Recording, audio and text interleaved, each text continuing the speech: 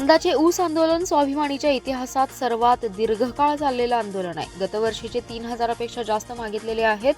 ज्यांनी 3,000च्या आत दिले त्यांनी 100 रुपये तर 3,000हून अधिक दिले त्या कारखान्यांनी 50 रुपये द्यावेत. तसेच चालू हंगामात जाणाऱ्या ऊसाला FRP अधिक 100 रुपये द्यावेत. याबाबतचा तोडगा कोल्हापूर जिल्ह्यात निघाला आहे. कोल्हापूर जिल्ह्याचा फॉर्म्युला सांगली जिल्ह्यातील कारखानदारांनी स्वीकारावा अशी मागणी स्वाभिमानीचे राजू शेट्टी यांनी केली आहे. सांगली जिल्ह्यात 26 रोजी निर्णय न झाल्यास एक वाहनही फिरू देणार नसल्याचा इशारा त्यांनी दिलाय.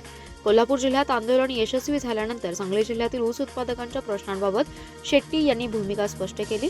मागील हंगामात तुटलेल्या ऊसाला ज्या कारखान्यांनी 3,000पेक्षा कमी रक्कम दिली त्या कारखान्यांनी टनास 100 रुपये आणि ज्यांनी 3,000 रुपये दिलेत त्यांनी किमान आणखी 50 रुपये देण्यास जिल्ह्यातील सर्व साखर कारखान्यांनी संमती दिल्याने ऊस दराबाबत सुरू असलेली कोल्हापूर जिल्ह्यातील कोंडी फुटली. सांगली जिल्ह्यातील कारखान्यांनी हाच फॉर्म्युला स्वीकारावा. जिल्ह्यातील कारखानदारांची रविवारी बैठक होणार आहे. त्यात निर्णय झाला तर चांगलं आहे. कोल्हापूर जिल्ह्यातील शेतकऱ्यांच्या आंदोलनात सांगली जिल्ह्यातील शेतकरी सहभागी झाले. आता त्यांची जबाबदारी आहे सांगली जिल्ह्याच्या आंदोलनात सहभागी व्हावे. पैरा फेडण्याची जबाबदारी त्यांची आहे. त्यामुळे सांगली आणि कोल्हापूर जिल्ह्यातील ऊस उत्पादक शेतकरी मिळून हे आंदोलन करतील. कोणी किती मोठा नेता असला तरी आम्ही त्याच्या कारखान्यावर आंदोलन करून आम्ही रक्कम वसूल करू. आता आम्ही मागे हटणार नाही. 26 रोजीच्या बैठकीत निर्णय न झाल्यास आंदोलनाची सुरुवात साखराळे येथील राजाराम बापू कारखान्यावरून करू. त्यानंतर क्रांती आणि सोनहिरा कारखान्यावर मोर्चा वळवला जाईल असा इशारा शेट्टी यांनी दिलाय. राज्य अंगणवाडी कर्मचारी संघाच्या वतीने विविध मागण्यांसाठी अंगणवाडी सेविकांचा जिल्हा परिषदेवर मोर्चा काढून थाळीनाद आंदोलन करण्यात आलंय. अंगणवाडी कर्मचाऱ्यांना मानधन वाढ देणे, पेन्शनच्या व इतर मागण्या मान्य करून त्यांना न्याय देण्यात यावा अशी मागणी यावेळी करण्यात आली आहे. अंगणवाडी कर्मचारी संघाचे राज्य कार्याध्यक्ष सूर्यमणी गायकवाड, उपाध्यक्ष आनंदी भोसले, जिल्हाध्यक्ष अरुणा झगडे, जिल्हा सचिव नादिरा नदाफ यांच्या नेतृत्वाखाली हा मोर्चा काढण्यात आलाय.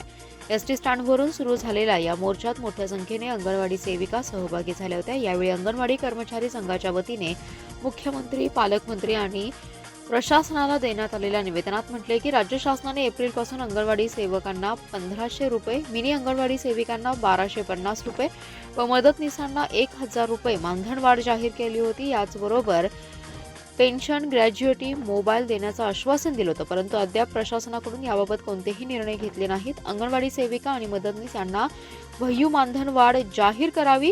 महागाई निर्देशांक जोडून महिलांनी त्यात वाढ करावी. अंगणवाडी कर्मचाऱ्यांकडून दरमहा पेन्शन देण्याचा निर्णय हिवाळी अधिवेशनात घ्यावा.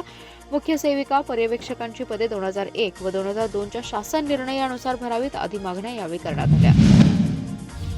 राज्यातील दूध उत्पादकांना जाहीर करण्यात आलेल्या शासकीय दर परिपत्रकाप्रमाणे दर मिळावा या मागणीसाठी माजी आमदार सदाभाऊ खोत यांच्या नेतृत्वाखाली रयत क्रांती संघटनेच्या वतीने सांगली जिल्ह्यातील वाळवा तालुक्यामधील रेटरे धरण येथील दूध संकलन केंद्रावर शासन आदेशाची होळी करण्यात आली आहे. राज्यातील दूध उत्पादकांना जाहीर करण्यात आलेल्या शासकीय दर पत्रकाप्रमाणे दर मिळावा या मागणीसाठी दुग्धविकास मंत्री राधाकृष्ण विखे पाटील यांच्या अध्यक्षतेखाली बोलवलेल्या बैठकीमध्ये सकारात्मक चर्चा न झाल्याने दूध उत्पादक शेतकरी संघर्ष समितीने दूध दर परिपत्रकाची होळी करण्याचा निर्णय झाला होता. त्यानुसार आज माजी आमदार सदाभाऊ खोत यांच्या नेतृत्वाखाली रेठरे धरण येथे रयत क्रांती संघटनेच्या वतीने दूध संकलन केंद्रावर शासन आदेशाची होळी करण्यात आली.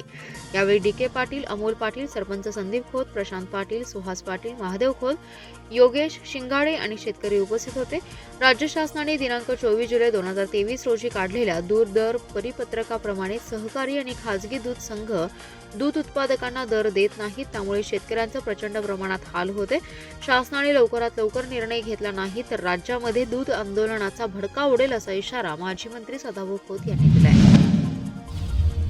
विकसित भारत संकल्प यात्रेच्या माध्यमातून केंद्र शासनाच्या कल्याणकारी योजना तळागाळातील जनतेपर्यंत पोहोचतील असा विश्वास कामगार मंत्री तथा जिल्ह्याचे पालकमंत्री सुरेश खाडे यांनी व्यक्त केलाय.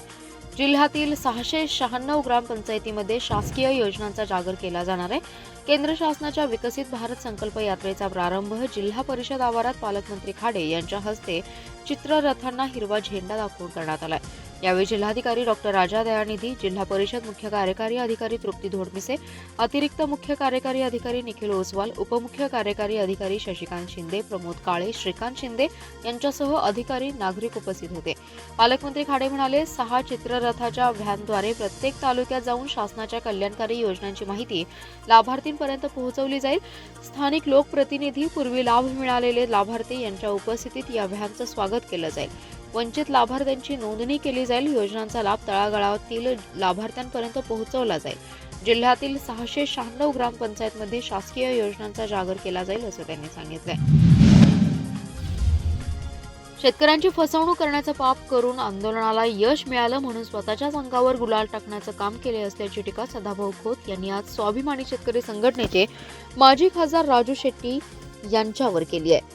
ते सांगलीच्या रेटे धरण येथे बोलत होते. यावेळी बोलताना सदाभाऊ खोत पुढे म्हणाले की जगभर ऊसाची उत्पादकता घटली असून साखरेचे भाव 40 रुपयांपर्यंत जाणार आहेत. त्यामुळे ऊसाला पहिला हप्ता 3,500 रुपयांची मागणी केली होती. मात्र काल काही शेतकरी नेत्यांनी आंदोलन करून शेतकऱ्यांना 50 व 100 रुपये मिळवून दिल्याचा आनंद साजरा करत स्वतःच्या अंगावर गुलाल उधळून घेतलाय. मात्र ही रक्कम कारखानदारांनी शासनाकडे प्रस्ताव पाठवणार तेव्हाच शासन मंजूर करणार, पण ते कधी करतील ते राम भरोसे आहे. त्यामुळे शेतकऱ्यांची फसवणूक करण्याचं महापाप शेट्टी यांनी केले असल्याचा आरोप यावेळी माजी मंत्री सदाभाऊ खोत यांनी केलाय. माजी मंत्री सदाभाऊ खोत यांनी ऊस दर आंदोलनावरून राजू शेट्टी यांच्यावर टीका केली आहे. त्यांच्या या टीकेचा समाचार राजू शेट्टी यांनी घेतलाय.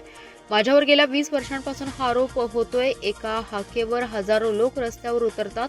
हेच माझं सर्टिफिकेट आहे. कुण्या लुंग्या सुंग्याच्या सर्टिफिकेटची गरज नाही. सदाभाऊ काय म्हणतोय त्यावर उत्तर द्यायला मी आलो नाही. माझे कार्यकर्ते त्याला उत्तर देतील. माझे कार्यकर्ते त्याच्यापेक्षा मोठे असल्याचा टोला माजी खासदार राजू शेट्टी यांनी लगावलाय. दरम्यान जिल्ह्यातील शेतकऱ्यांसह सिंचनाचा प्रश्न सोडवण्यासाठी पालकमंत्र्यांनी पुढाकार घ्यावा, त्यांची जबाबदारी आहे. जिल्ह्याचे सध्या ऊस हेच मुख्य पीक बनलंय, त्यामुळे पालकमंत्र्यांनी त्याचा अभ्यास केला पाहिजे. जिल्ह्याचे प्रश्न सुटत नसतील तर काय फक्त डीपीसीचा फंड वाटायला त्यांची निवड झाली आहे का, असा सवालही राजू शेट्टी यांनी पालकमंत्री डॉक्टर सुरेश खाडे यांचं नाव न घेता उपस्थित केला.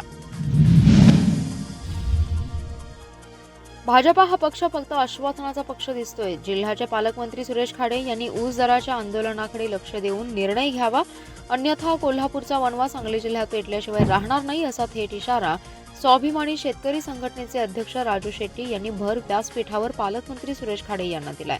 कोथळी येथील महावीर पतसंस्थेच्या शाखेचं उद्घाटन पालकमंत्री सुरेश खाडे आणि माजी खासदार राजू शेट्टी यांच्या उपस्थितीत करण्यात आले. त्यावेळी माजी खासदार राजू शेट्टी बोलत होते. यावेळी माजी खासदार राजू शेट्टी यांनी ऊस दराचा प्रश्न सोडवण्यास भाजपा वेळकाढू भूमिका घेत आहे. ज्या दुष्काळी पट्ट्यातील द्राक्ष बागायतदारांनी पिकवलेला बेदाणा शालेय पोषण आहारात घेतो म्हणून शासनानं सांगितलं, पण त्याचा अद्याप GR काढला नाही. ऊस दर जाहीर करतो म्हटलं, अद्याप तोही केला नाही. म्हणून भाजप हा पक्ष फक्त आश्वासनाचा पक्ष आहे का, असा सवाल थेट पालकमंत्री यांनाच विचारला. यावर पालकमंत्री म्हणाले, ऊस दराबाबत कोल्हापूरमध्ये जो तोडगा निघाला तोच तोडगा सांगलीसह महाराष्ट्रामध्ये 2च दिवसात मुख्यमंत्र्यांना भेटून नक्कीच काढू, असं आश्वासन खासदार शेट्टी यांनी संघटनेच्या कार्यकर्त्यांना दिलंय. आंदोलनाचं वादळ जे उठलंय ते शेतकरी आणि शेतकरी संघटनेला परवडणार नाही. कुठेतरी मध्य तोडगा निघाला पाहिजे, अशी भूमिका पालकमंत्री यांनी मांडली आहे.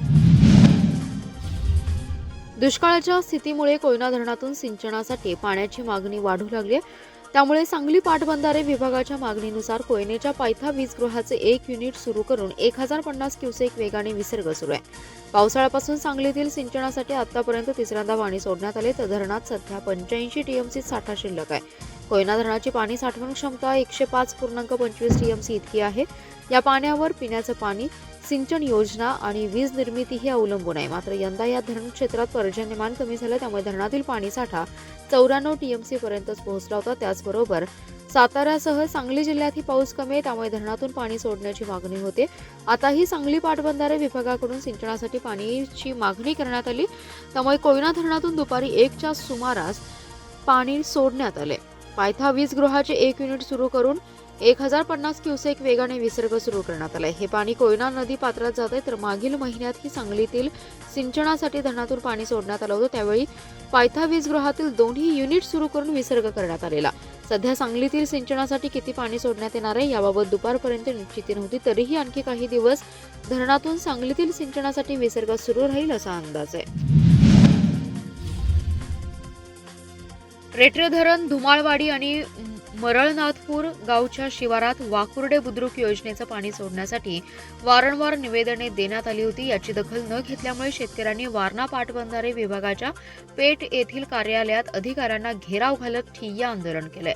रयत क्रांतीचे सागर खोत, डी.के. पाटील, ओमल पाटील यांच्या नेतृत्वाखाली शेतकऱ्यांनी वारणा कालवे विभागाच्या अधिकाऱ्यांना घेराव घातला. यावेळी पाणी आमच्या हक्काचं नाही, कोणाच्या बापाचं, अशा घोषणा देण्यात आल्या. वाकुर्डे बुद्रुक योजनेचे पाणी शेतीला का सोडत नाही, जोपर्यंत पाणी सोडत नाही तोवर आम्ही इथून हलणार नाही, असा शेतकऱ्यांनी आक्रमक पवित्रा घेतला. या आंदोलनात निलेश पाटील, बाबूराव लालासाहेब पाटील, बजरंग भोसले, प्रशांत पाटील, दिलीप पाटील, सतीश पाटील, संदीप पाटील, सनी पवार, जितेंद्र सूर्यवंशी, मोहसिन पटवेकर आदी शेतकरी मोठ्या संख्येने सहभागी होते.